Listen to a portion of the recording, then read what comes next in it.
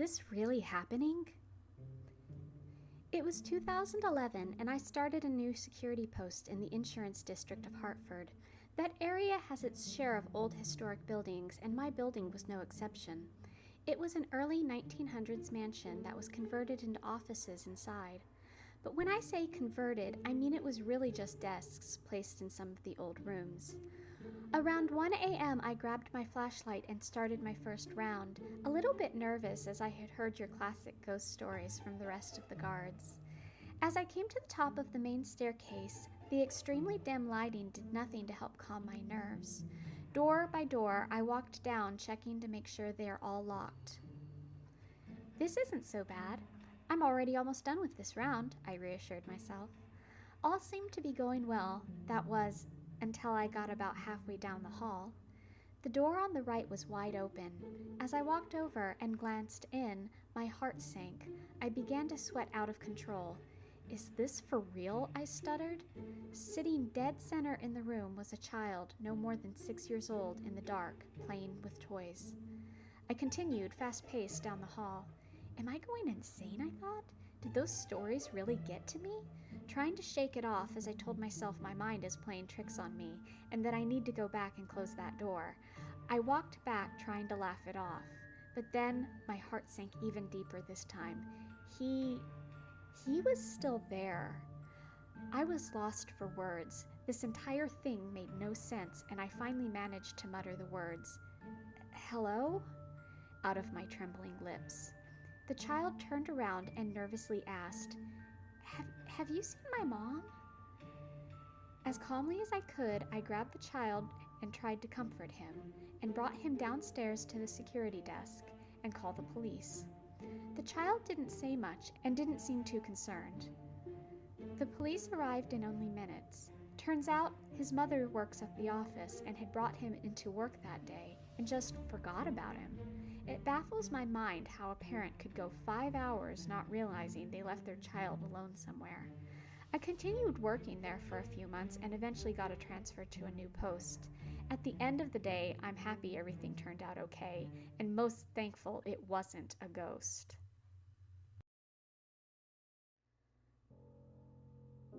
My strange experience at my family's beach house. This past week I went to the beach, and on my last night there I decided for whatever reason to exchange stories with my brother, his girlfriend, and my friend that tagged along on the trip. My brother was familiar with most of my stories, but I was pretty unfamiliar with his. He recalled a story that truly disturbed me more than anything else I've ever heard. He used to live in this house with fairly strange neighbors on both sides of the house, and we dealt with strange occurrences with them pretty often. But I hadn't heard the stories my brother was telling at the time. Anyways, he said that 2 occurrences happened, the first one being this. One night, when he was playing flashlight tag with his friends, he heard a bunch of racket coming from inside the house. Note, this was around 12 a.m. or so. And he decided to check it out. He went up to their door, just peering in, but saw nothing because the blinds were pulled shut.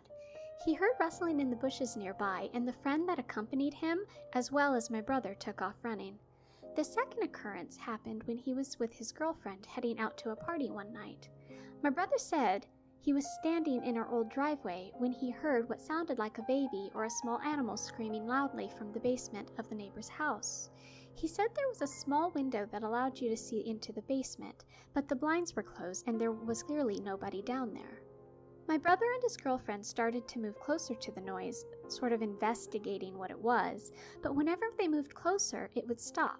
However, as they moved further away, it would start again. Okay, so now back to the last night at the beach. After telling us those stories, my friend and I walked to a nearby shopping center. We were still talking about the stories when my friend said something I swear to God I will never forget. Before I mention what he said, let me say this. I have a cousin and she just recently had a baby that we all adore. Now back to what my friend said.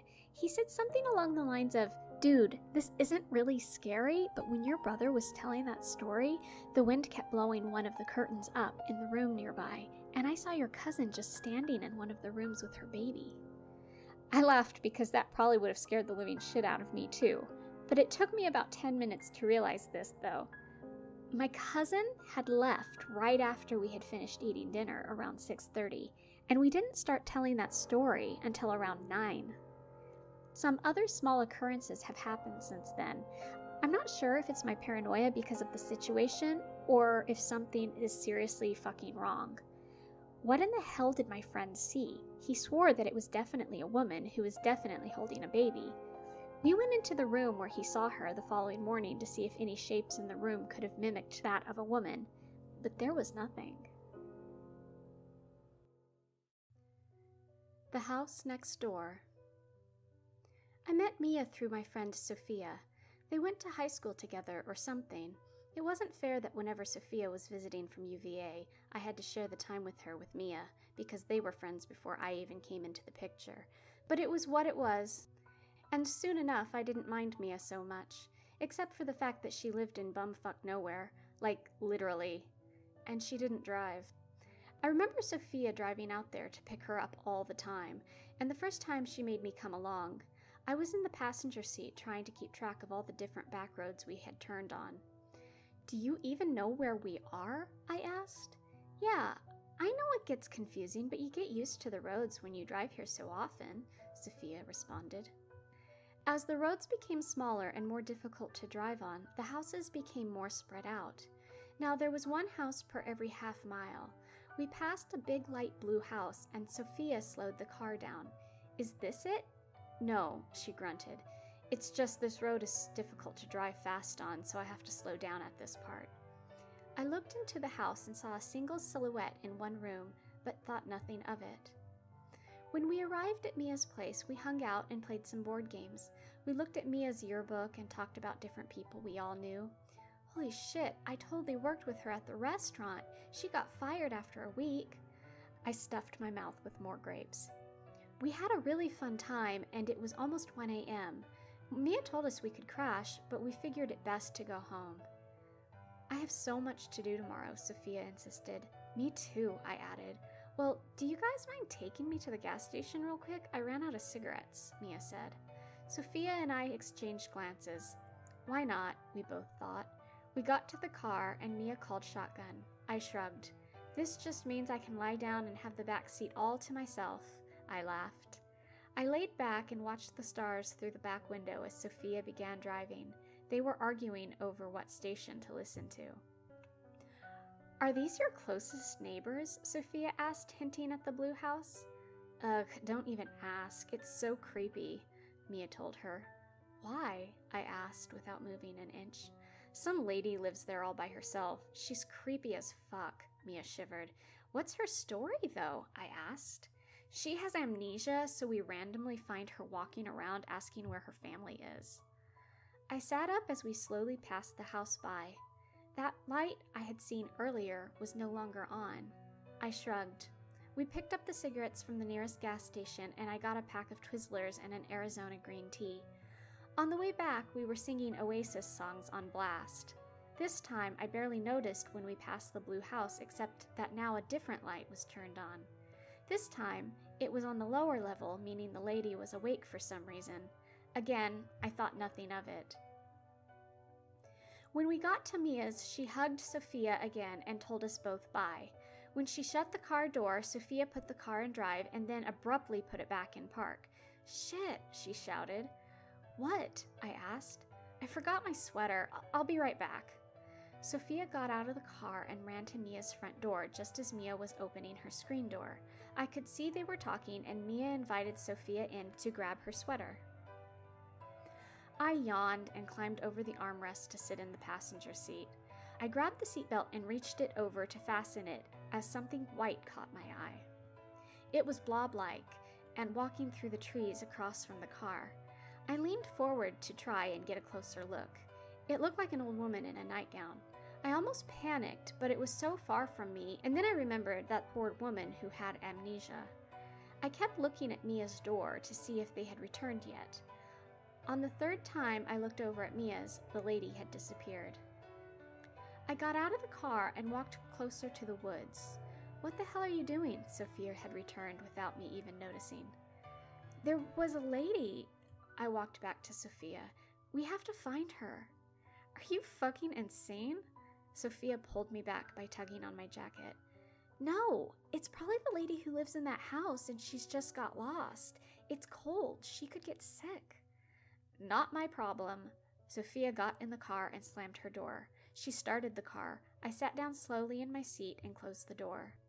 As we drove past the blue house, Sophia sped up quickly. Her car had a little difficulty, but it pushed through. This time, the light upstairs was back on, meaning that somehow the lady had already gotten back home from the woods and managed to go all the way upstairs. It blew my mind, and I kept telling myself I was missing some piece of the puzzle. Sophia put on her music loud and ignored me. We didn't talk about the lady all week long. Then the following week, Mia was over and we were eating pizza and watching NCIS. So remember that lady I told you guys about? Mia said, with her face half stuffed with pizza. Sophia and I exchanged glances. Yeah, we both said. Turns out she died 2 weeks ago. So sad, Mia said most nonchalantly as she took another 2 bites from her pizza. My heart dropped. I couldn't even look up at Sophia. Mia, are you fucking with us? I asked. No, Mia sat up. Why are you getting so mad? Sophia chimed in. Mia, it's not funny. Mia looked at Sophia with wide eyes now. What is up with you two? I scratched my head. Is there an article about this or something? Mia pulled out her phone without breaking eye contact with me. Yeah, I'll show you guys. Sure enough, it was real. Sophia and I didn't tell Mia why it was a big deal. We kept it to ourselves, so she wouldn't be afraid of the house next door.